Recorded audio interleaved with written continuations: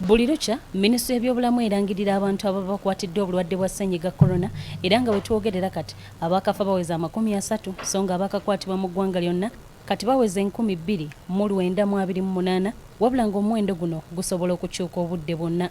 Wakati ng'obulwadde bwongera okukwata wansi ne waggulu, ekyewuunyisa gavumenti gye buvuddeko yategeezezza nga bw'etagenda kuddamu kukebera ssennyiga corona ku ddwaliro ekkulu e Mulago. Kino kyaleka abantu nga basobeddwa naddala abo abaagala okwekebeza ssennyiga corona balabe bwe bayimiridde, wabula babadde bakyewuunya. Gavumenti ate neevaayo n'enteekateeka ya kuteekawo omutemwa gwa $24,500 eri abo abaagala okwekebeza.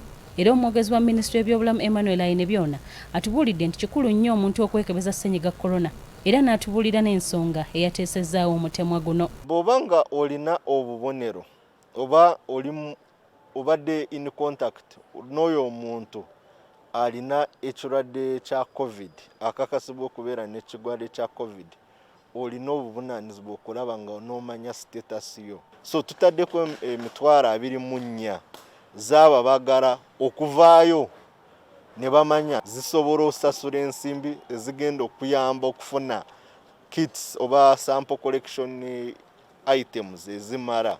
Wadde nga guli gutyo, Ainebyona agamba nti okukebera kuno si kwa buwaze ng'abantu babadde balowooza nti buli muntu wakwekebeza, era anokoddeyo abantu abalina okwekebeza ssaako n'ebifo abantu bye basobola okugendamu okwekebeza ssennyiga corona.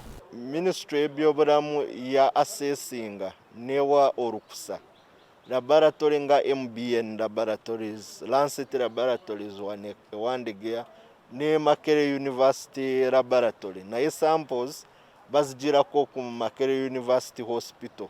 Esaba akasente akasaamusaamu nga ka $10,000 naye nga balina ababawa obuyambi okulaba nga ne bafuna ebikozesebwa. Emirundi mingi abantu naddala abo abateeberezebwa okubeera ne ssennyiga corona batwaliddwa olwo ne beekebejjebwa obulwadde buno, kyokka nga bwe balindaaliza ati okudda bakomawo mu bantu be bawangaala nabo ekyennyamiza abangi.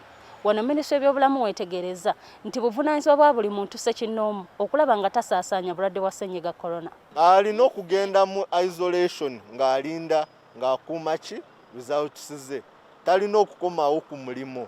Bw'obanga bakweralikkiridde kubeera n'ekirwadde ogenda muki mu isolation. Nga bannayuganda bangi baagala okukeberebwa bamanye we bayimiridde ku ndwadde eno eya ssennyiga corona, beebuuza ensonga lwaki gavumenti ya kuno tevaayo na nteekateeka ya kebera buli muntu ku bwereere, kubanga ensimbi nnyingi nnyo ezizze ziyisibwa wamu n'okusondebwa wakati mu lutalo bannayuganda lwe beetabyemu obutereevu okulwanyisa ssennyiga corona. Wano Ainebyona waategeereza bannayuganda ng'ensimbi zino ezizze ziweebwayo abantu n'ebitongole bwe zirina ekirala eky'okukola so si kukebera bantu. Ojja kubuuza akakiiko akakoleddwa Mr. Katongole ako aka COVID Response Fund, naye baziteekako zigenda kukola omulimu omulala naye nga si kugula sample kits. Tuguddeko account mu Stanbic Bank nga eyitibwa COVID Testing Fund.